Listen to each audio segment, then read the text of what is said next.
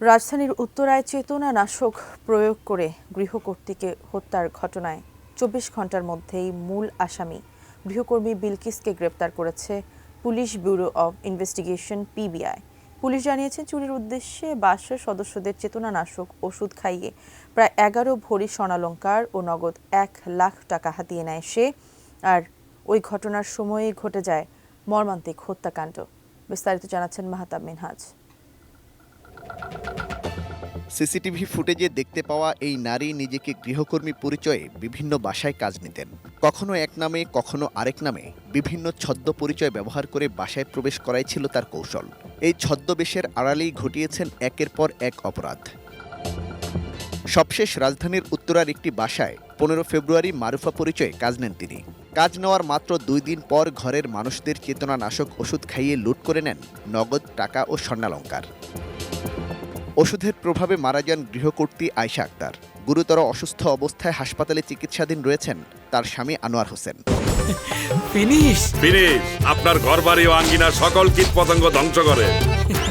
উত্তরা ১৩ নম্বর সেক্টরের যে লুবানা হসপিটাল আছে সেখানে অলরেডি আমার বাবা মাকে নিয়ে যাওয়া হয়েছে। আব্বুকে আইসিইউতে রাখা হয়েছিল, কিন্তু ডাক্তার কর্তব্যরত যিনি ডাক্তার ছিলেন আমার মাকে মৃত ঘোষণা করেন।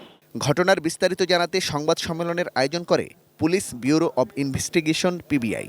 সেখানে জানানো হয়, গ্রেপ্তার হওয়া ওই নারীর প্রকৃত নাম বিলকিস বেগম।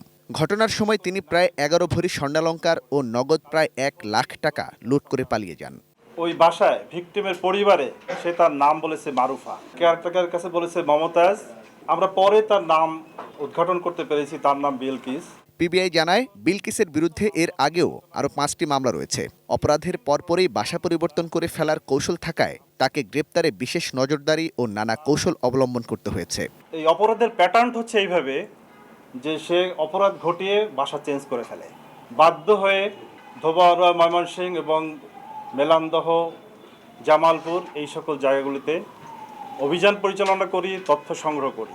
মেলান্দহের তথ্যের ভিত্তিতে আমরা গাজীপুরে তার বাসা উদ্ঘাটন করতে সক্ষম হই।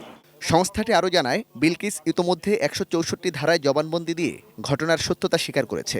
পাশাপাশি গৃহকর্মী নিয়োগের ক্ষেত্রে যথাযথ যাচাই বাছাই ও সতর্কতা অবলম্বনের জন্য নগরবাসীর প্রতি আহ্বান জানিয়েছে পিবিআই। যখন আপনারা গৃহকর্মী নিয়োগ দিবেন তাদের আইডিটা নিশ্চিত করবেন। Mahtab Minhaj, ATN news, Dhaka.